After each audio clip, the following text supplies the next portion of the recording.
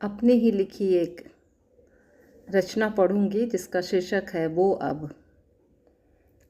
वो मुझसे शुरुआत के 6 महीने तक बहुत शर्माती थी।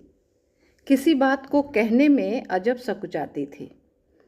मैं बचपन से ही थोड़ा मॉडर्न और इश्क मिजाज का था।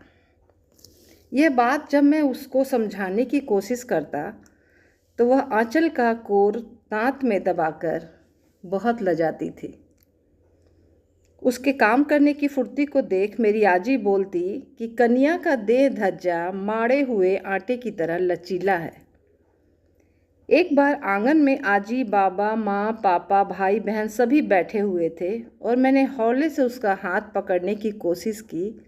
वो हड़बड़ाकर इतनी तेज वहाँ से भागी कि सभी लोग मुझे देखने लगे थे। बाबा ने कोई भद्दी सी गाली भी निकाली थी। उसके इस व्यवहार से उस दिन मुझे बहुत खीज आई। पहली पोस्टिंग पर जाते समय वह माँ बाबूजी से आंख चुराते हुए अपना सामान सहेज रही थी। जब ट्रेन में बैठी तब उन्मुक्त पक्षी की भांति बाल लहराकर खिड़की के बाहर देख रही थी। मैं उसके भीतर हुए बदलाव से आश्चर्यचकित था। वह नई जगह के परिवेश में खुद को ढालने में व्यस्त थी।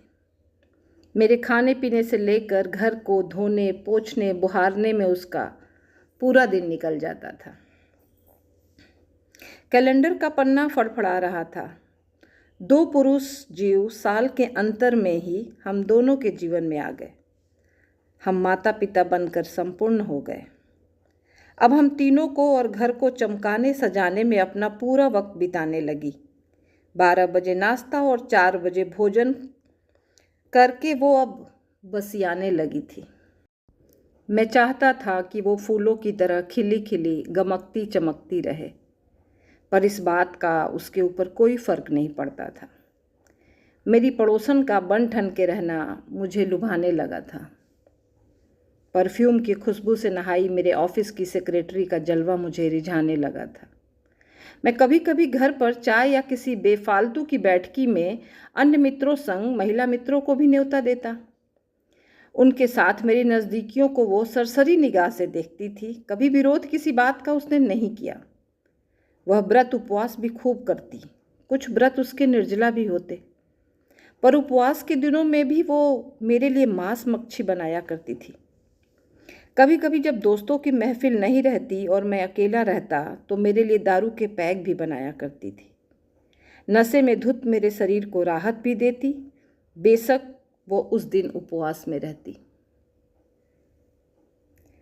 मेरे भटकने की नियत बाहर की रंगीनियाँ मुझे भाने लगीं। खुशबू से भरी ये तितलियाँ मुझे बहकाने लगीं। मैं घर में अब कम इस रंगीन बगिया में ज़्यादा रहने लगा था। वह इन सब से बेपरवाह पर्दे, कपड़े और यूनिफॉर्म को इस्त्री करके सजाती संवारती। मुझे उसमें अब कमियां ही कमियां नजर आती थीं।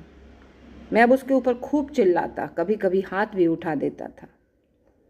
वह जाने कब चुपचाप रो लेती और उसके बाद घर के सारे काम फिर से करने लगती। मेरा व्यवहार मेरे रिश्तेदारों और दोस्तों के साथ बहुत मिलनसार और माधुर्यपूर्ण था। जब न तब मेरे मित्र और रिश्तेदार मुझसे पैसा उधार ले जाते, पर पत्नी के खर्चों के लिए दिए एक एक पैसे का मैं हिसाब लेता था। वो बच्चों की पुरानी रफ की कॉपी पर हिसाब लिखा करती थी। पिता को देख बच्चे भी अब माँ पर चिल्लाने लगे थे। घर के तीनों पुरुष गाहे बगाहे अपना रौब और गुस्सा किसी न किसी रूप में इस मशीन बनी स्त्री पर उतारने लगे थे। वह क्या खाती है, कब खाती है, इसकी परवाह हम तीनों को नहीं थी। मैं अब अपने दोस्तों को घर पर अक्सरहा ही बुलाने लगा था। दावतें खूब होती थी। वह चखना संग लजीज भोजन भी परोसती थी। मित्रों की पत्नियों के पास कम बैठती, ज़्यादा वक्त रसोई में ही गुजारती थी। दावत खत्म होने के बाद मैं उसे अपने मित्रों की पत्नियों से तुलना करके दुत्कारता था। वो पैताने बैठ पैर दबाते हुए सिसकियों में ही सो जाती थी। बच्चे बड़े हो गए, अपने अपने डैने फैलाकर अपने लक्ष्य की दिशाओं में उड़ गए। महफिलों में इसका क्रेडिट भी मैंने ही लिया। जीवन की एक ढलती शाम मेरे शरीर का दाहिना हिस्सा काम करना बंद कर दिया। अस्पताल में मुझे भर्ती किया गया तो पता चला कि शरीर का एक भाग पैरालिसिस हो गया है। कब तक ठीक होगा डॉक्टर को भी नहीं पता था। पत्नी ने घर पर ही मेरी सेवा सुश्रूषा करनी शुरू की, जैसे वह शुरू से कर रही थी। अब मेरे घर न कोई मित्र आते न रिश्तेदार। जो पैसा दोस्तों और रिश्तेदारों को उधार दिया था वो भी मांगने पर बहाना बना देते। मेरे बीमार होने के बाद मेरे बच्चे भी मुझे देखने नहीं आए, बस फ़ोन से हालचाल पूछ लिए और मेरे अकाउंट में पैसा डाल दिए। मैं समझ गया था कि मुझे मेरे कर्मों की सज़ा मिल रही है। बेजुबानों को सताने की सज़ा तो इससे भी बढ़कर है शायद। मैंने महसूस किया था कि अब मेरी पत्नी खुश दिखती है, पूरे जी जान से मेरी सेवा में जुटी रहती है। मैंने एक दिन उससे बोला, तुम खुश हो ना कि अब मैं लाचार होकर एक जगह बैठ गया हूँ। वो हड़बड़ा कर हकलाते हुए बोली, अरे अरे, ना ना ना, नहीं तो, ऐसा तो हरगिज नहीं है। मैं अब उसे कभी कभी घंटों देखता रहता था। वो अब मुझे अच्छी लगने लगी है। उसके शरीर से कभी चंदन मुल्तानी मिट्टी की तो कभी नए सूती कपड़े की तो कभी लोबान की खुशबू आती है। मैं बाएं हाथ से उसके माथे पर आए लट को जब भी संवारता हूँ तो वो हौले से मुस्कुराती है। कैसी लगी ये ज़रूर बताइएगा। धन्यवाद।